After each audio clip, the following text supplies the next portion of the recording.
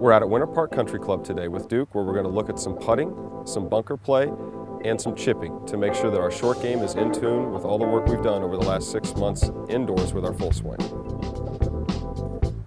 Ah, there we go. So we've been having trouble with breaking putts. As we're out here today, we're working on a left to righter. So we've got the 2-tee drill set up, right, Duke? So our goal is to what? Not focus so much on the hole, but focus more on the line itself. So our goal with this drill is to actually get the ball between the tees, and if we've done that, we should have gauged the break correctly. So let's go ahead and hit a couple and let's see if it helps us here.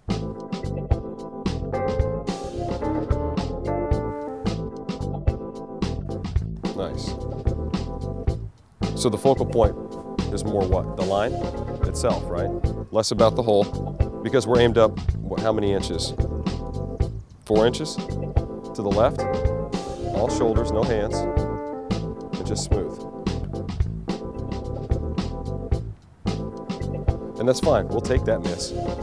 We'll take that miss all day. You had good line, speed was just a little off.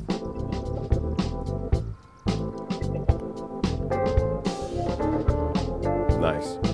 Now, we've done quite a few putts with the tees, right? So we've been working a lot on the left to right. So we're gonna take them away.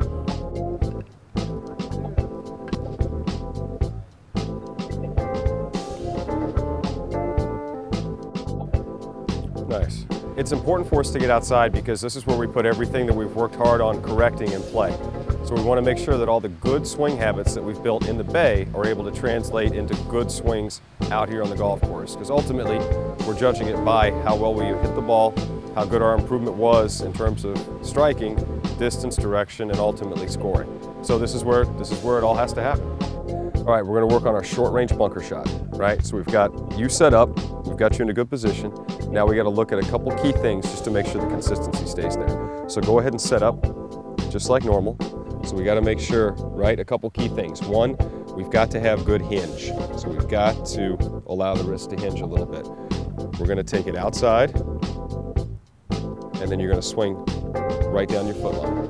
So we're basically going to use the club to help us, right? We want this club to cut through the sand because we're going to move the sand, which is going to move the ball. So that's going to be our mark. And when you're ready, that's much better. So with our bunker play, right, the hinge is the key. So if we don't have enough hinge, then we're not going to get the height and we're not going to get the right amount of sand. Like the divot you just left here was perfect. So we know we did a lot of work indoors with the address, the setup, and the theme of it, but out here it was nice to be able to put it in play and learn how to really execute it. So moving forward, we know that the hinge is the biggest key. And we've got some drills actually that we'll put on the web to be able to help you with that as we move forward. We're able to help all of our players take the good indoor swing habits outside through our short game lessons and then also our playing lessons. So all of our coaches have the ability to be able to take their clients out, work on short game, work on full swing, and then work on course management. And I think course management is one of the bigger ones, definitely. Like Duke and I, we were able to go out and play, and then we were able to work on the putting, the chipping, and the sand play.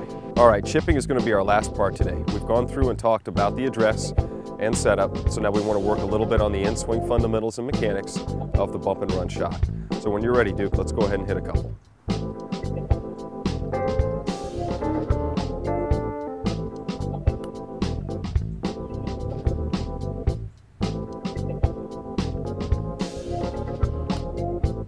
All right, we're going to change a little bit on this one.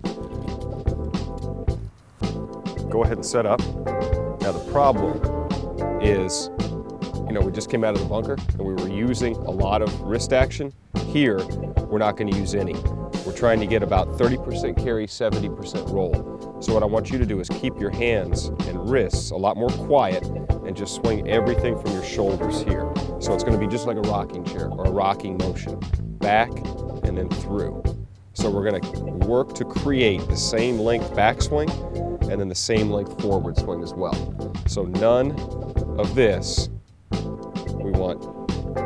Basically, it's the closest thing to a putt that we're going to get without putting. No hands, no wrists. We're just going to use the shoulders. Legs stay quiet. All right, so go ahead and try a couple. Short game is by far the most important area of our golf game. So with that being said, the short game can either save a round or it can make a bad round even worse, which is why we really wanted to hit on the short game towards the end, especially as we came outdoors today. So we helped Duke with his putting, with his chipping, and then with his bunker play, and we did find a few things that we were able to correct, so he was able to build good swing habits moving forward, and he's able to get some more consistency, especially around the green. So if he does have a day where he's just not quite there in terms of his ball striking or his direction, he's got a better short game that will allow him to keep his score lower. All right, Duke, we just finished up with the chipping, and we know that the wrists are the key. So in the bunkers, we want to have wrist hinge. On the chips, bump and runs, we do not. So now that brings us to the end. We had, what, about 6 months together. Did a lot of work indoors. Now we got a little bit of work done outdoors. And we've armed you with pretty much everything you're going to need. Realizing that if something does get off, we're always there, so we can come back in, we know where it should be, and we can get it set back up. Great.